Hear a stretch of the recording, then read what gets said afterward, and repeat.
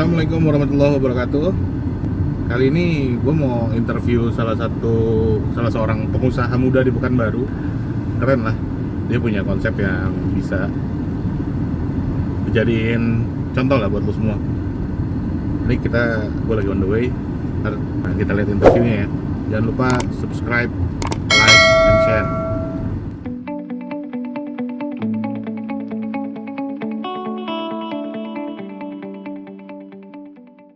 Ini gue lagi mau coba bikin kayak ya interview gitulah buat kita kasih anak-anak muda di Pekanbaru nih biar pada semangat lah. Jadi gue diwawancara gitu. Nah iyalah, jadi kan lu kan salah satu pengusaha sukses Pekanbaru nih. Sebanyak kali mas. Sekarang nge-vlog mas? Ya ngetes aja lah. Mana tahu bermanfaat bagi orang lain daripada gua WFH di rumah juga gue bingung. Makanya sekarang kita nge-vlog in the car aja. Jadi program gue yang sekarang ini gue bikin itu namanya PID. Apa tuh? Podcast in the car. Asik. Kok PID? Ya kan podcast. Oh. Enggak, kernya gimana coba? Podcast in the car. Terus J-nya di mana? In the Kan PID. Podcast in the car. Oh. Langsung aja lah bro. Jadi gimana nih tips and tricksnya supaya ini kan gue sebelumnya kan gue udah lihat ini dulu nih, udah lihat Instagram yang punya lo, tukang arsitek ya kalau nggak salah ya. Oh iya. Nah itu gimana ceritanya si tukang arsitek ini bisa berdiri dan apa sih konsep-konsepnya ini? Mungkin pertanyaannya kenapa gue bentuk tukang arsitek kali mas ya? Nah boleh. Sebenarnya tuh gue udah 2 tahun kurang lebih ya. Gue coba jalan di desain, terus semakin lama gue ngelihat perkembangan desain tuh untuk masyarakat mencoba jasa dan lain-lain itu mahal, dan gue coba ciptain gimana caranya supaya mereka tetap pakai jasa desain dengan harga yang murah dan nggak perlu kadang kan kalau orang udah kemahalan di budget, orang udah males ke depannya untuk melanjutin progres desainnya, apalagi untuk mikir sampai konstruksi. Intinya biar mungkin biar orang tuh nggak takut kali ya kalau misalkan kan sekarang kan kalau ya kayak gue lah, gue mau bikin rumah, gue pengen pakai jasa arsitek nih. Tapi gue dengar kata arsiteknya itu sendiri, waduh ya, mahal deh. Karena mungkin orang berpikirnya arsitek tuh sekolahnya mahal loh, ini segala macam. Pasti bayarannya juga mahal. Dan jujur gue sendiri tuh gue cuman sekolah desain gitu loh. Oh, lu nggak lulusan arsitek? Gue bukan lulusan arsitek mas. Loh, tapi lu bikin akun Instagram tukang arsitek? Ya nggak masalah dong, selagi gue bisa menyamai level arsitek, kenapa enggak coba? Asik. Sombong amat. Ya, mantap tuh. Soalnya sekarang itu gue lihat kemarin tuh di Google sama Apple sekarang dia ngebuka lowongan tuh nggak ada minimum graduate lagi, tapi langsung ke oke, lu skill lu bisa apa? Ya udah ajuin. Nah justru itu kebanyakan kan masyarakat di Indonesia kan bergantungnya sama titel kebanyakan nih.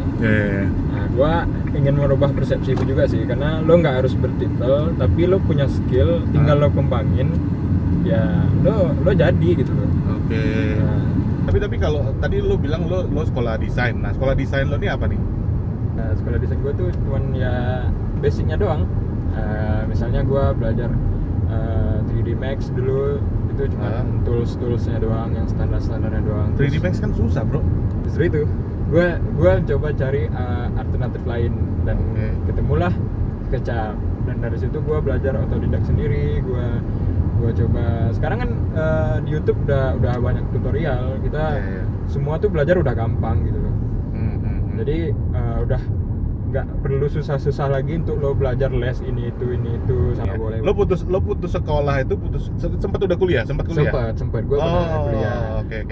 Dulu tuh gue ngambil jurusan teknik informatika. Oke, malah bukan jurusan desain. Malah bukan jurusan desain. Wow. Nggak nyambung tapi ya. Oke. Terus.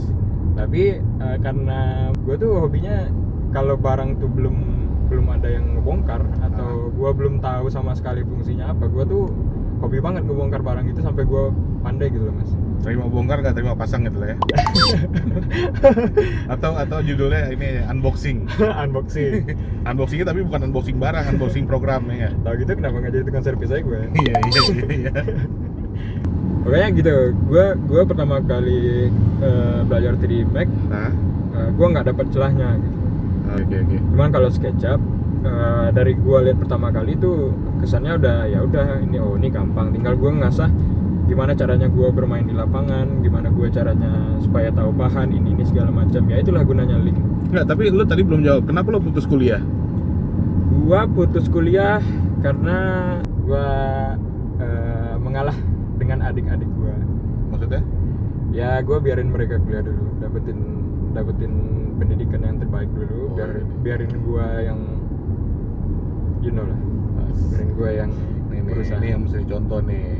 Ya enggak? Lu jadi kakak jangan mau menang sendiri. Ya. Ingat adik-adik lu. Terus jadi lu sampai semester berapa kemarin? Gua di salah satu universitas ya di Pekanbaru itu sampai semester 3 atau 4 ya? 3 kalau nggak salah. Semester 3 berarti udah lumayan ya. Tapi masih cetek lah ya. sih, masih cetek. Ya daripada lu udah semester 8 mau ini lu baru Banyak resign kan. banyak tuh teman gua Baru putus. yang kayak gitu. Tapi semoga mereka cepat sukses guys. Yoi, pasti Dan semoga dapat kerjaan. pasti. Itu yang penting. Soalnya kalau misalkan ya percuma lah lu sekolah tinggi-tinggi tapi cari kerja juga susah. Intinya sih kalau kata gue ya. Jadi intinya itu lu harus sejak dini mengetahui passion lo, bakat lo itu tuh apa. Karena kan kalau yang gue lihat kan lu udah berani ngambil keputusan untuk lu putus sekolah di tingkatan kuliah ini kan udah ya mungkin udah pasti melalui pemikiran yang panjang lah ya kan. Alasan pertamanya dulu almarhum bokap gue tuh meninggal, terus nggak ada yang melanjutin usaha, terus mau nggak mau ya gue coba ngelanjutin usaha bokap dulu selama hampir setahun deh kayaknya tuh kalau nggak salah. Nggak, jadi bokap meninggal, udah gitu lo coba untuk ngelanjutin usaha bokap lo. Usaha bokap lo apa? Arsitek juga? Usaha bokap gue ini sih periklanan gitu sih. Periklanan. Kalau orang nyebutnya apa sih ya, reklame gitu ya. Oke. Kayak bikin neon box gitu. Nah disitulah gue ngembangin desain gue kayak Corel sama Photoshop. Cuman kan kalau misalnya jadi nggak ada terlalu. Lu nguasain desain, nguasain softwarenya apaan aja nih? Gue nyobain Corel, Photoshop, Lightroom, Adobe Premiere, SketchUp, 3D Max, Lumion, apa sih? Pokoknya semua gue coba deh. Semampu gue coba asah kemampuan gue tuh di semua software. Jadi kalau misalnya orang nanya atau ini, seenggaknya gue udah tahu dasarnya gitu. Jadi gue nggak dibodoh. Tapi kalau yang paling lu kuasain tuh apa tuh? Yang paling gue kuasain sih saat ini tuh SketchUp, Corel, Photoshop, sama gue lagi belajar coba editing video sih sekarang. Waduh, pas banget ya, nanti video gue lo yang editingnya ya. Sering kerjasamanya. Nggak. Oh iya, sama satu lagi gue pengen nanya, lu ikutan ini nggak sih? Lu ikutan kayak apa? Kan kalau beberapa kawan gue nih yang main desain juga tuh, ada yang ikutan cari duit tuh via online ya kan? Oh iya. Ikutan juga lo? Gua main kayak ini. 99 Design atau something like that. Salah satunya Fiverr. Jadi kalau kalian sebagai desainer, desain kalian itu coba belajar di online deh, karena untuk kita bekerja dengan orang luar, kita mengikuti standar luar itu udah luar biasa gitu loh. Standar apa ini? Standar kualitas. Standar kualitas desainnya sama kreativitas kita bisa gali di sana. Dan bayarannya juga dolar guys. Mungkin nanti next sesi kita akan ngebahas masalah itu ya bro ya. Jadi maksudnya kita lu share gimana caranya lu menghasilkan uang dari internet dengan lu jual desain lo itu. Boleh ya. Karena nggak cuma gue sendiri sih kayaknya orang udah juga tahu ini sih yang kayak freelancer atau Pinterest, Behance atau yang lain-lain deh. Kalian bisa jualan juga di situ. Balik lagi ke tukang arsitek tadi nih. Tukang arsitek tadi itu jadi sebenarnya visi dan misinya itu lo pengen mengembangkan si apa namanya desain ini terutama. Lo desain apa? Desain lebih ke desain ruang, desain rumah? Kalau di tukang arsitek sendiri sih, gua lebih utamain ke interior. Oh, oke. Berarti desain ruang lah ya. Desain ruang. Oke. Cuman kalau eksterior dan denah ruangan segala macam-macamnya juga bisa sih. Oh, oke. Nah, kalau boleh tahu gue pengen tanya sama lu, kalau harga si tukang arsitek ini satu ruangan aja, satu ruangan itu range-nya berapa? Maksudnya gue pengen tahu, gue pengen sekedar nilai aja sih. Sebenarnya gue takut nggak sih kalau gue, let's say gue mau buat desain kamar gue nih ya kan. Nah, gue mau bikin desain kamar gue, kira-kira berapa? Satu kamar ukuran 3x3 deh. Ya 3x3 lah. Gue masih naro itu harganya 500.000. Oh, itu sekalian render juga ya.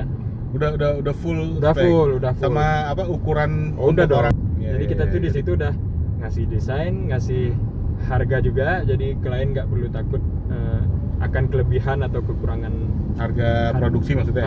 Oke. Produksinya. Ntar kita bisa bantuin ngontrol juga. Kalau dia pengen masuk ke pembangunan, kita juga bisa kontrol gitu. Oh. Oke. Jadi apa yang lo buat lo pertanggungjawabkan sampai jadi lah ya. Yoi. Oh shit.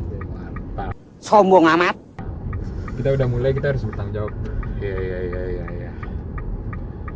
Oke lah guys, sekarang kita mau cari kopi dulu. Nanti kita lanjut lagi ngobrol-ngobrol ya bareng Abang Noval, si tukang arsitek. Follow dong. Oh iya, follow ya. Jangan lupa follow ya. Ntar ada di Jadi bawah. lo yang ngikutin. Di bawah gitu. Lo punya akun YouTube nggak? YouTube nggak ada gue. Oh, ya udah nanti. Kayaknya gue akan buat akun YouTube deh. Setelah lihat.